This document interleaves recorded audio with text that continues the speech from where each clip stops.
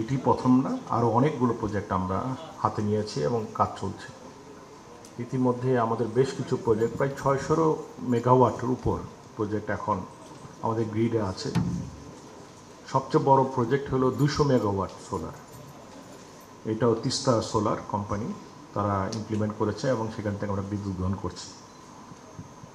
আমাদের মূল প্রতিবদ্ধ হলো যে আমাদের যে পাওয়ার আমরা জেনারেশন করব তার 10% রিনিউয়েবল এনার্জির থেকে নিতে হবে এবং আমরা আশাবাদী যে আগামী 30 সালের মধ্যে প্রায় 8,000 মেগাওয়াট থেকে 10,000 মেগাওয়াট সোলার থেকে আমরা বিদ্যুৎ আশা করছি। ইতিমধ্যে রিনিউয়েবল এনার্জি হিসাবে আমরা নেপালের সাথে চুক্তি করতে যাচ্ছি।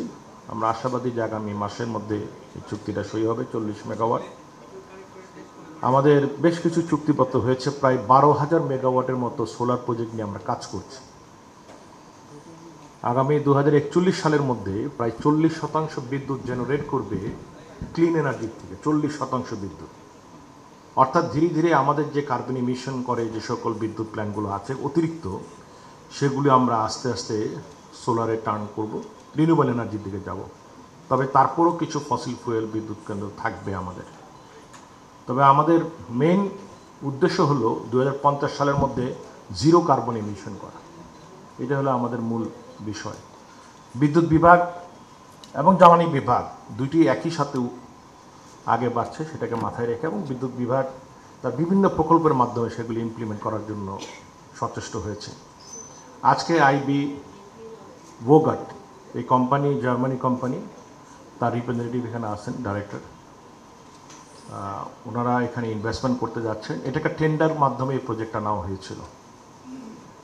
এই জমি এবং সহ স্পন্সররা তারা এটা নিয়ে আসবে এবং পিডিবির সাথে, পিডিবির থেকে এটা টেন্ডার করা হয়েছিল 2018 সালে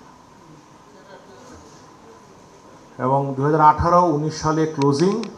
প্রায় যেটা সচিব মহোদয়, সিনিয়র সচিব মহোদয় যেটা বললেন আমাদের বিদ্যুৎ বিভাগের, যে কেন এত দেরি হলো আমাদের পিপিএ সাইনিং করার জন্য, পাওয়ার পারচেস এগ্রিমেন্ট এবং ইমপ্লিমেন্ট এগ্রিমেন্ট দুইটা হবে আজকে।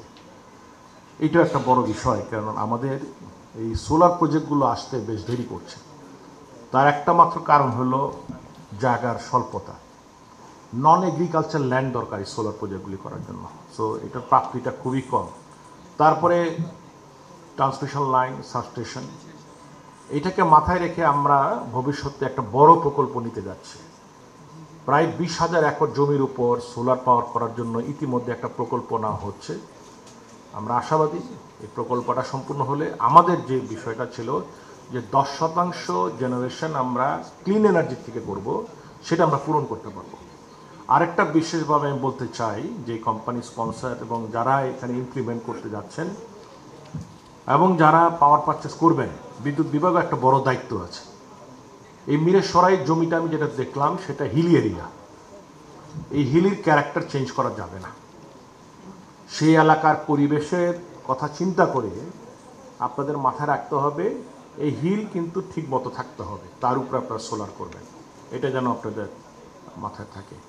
পরিবেশের কথা চিন্তা করে আমরা পরিবেশকে সহায়তা করার জন্য সোলার করব, আবার সেই কারণে আবার হিলকে কেটে ফেলবো, মাটি কাটবো, সেটা যেন না হয়। সেটা আপনাদের কাছে আমার অনুরোধ থাকবে। আর সবাইকে ধন্যবাদ জানাই। বিদ্যুৎ বিভাগের সিনিয়র সচিব মহোদয় এখানে আছেন, বিপিডিবির চেয়ারম্যান এখানে আছেন, পিজিসিবির এমডি এখানে আছেন, এবং বিদ্যুৎ বিভাগ থেকে যারা আসছেন সকলকে আমার শুভেচ্ছা এবং ধন্যবাদ, এবং যারা স্পন্সর কোম্পানি তাদেরকেও আমার ধন্যবাদ।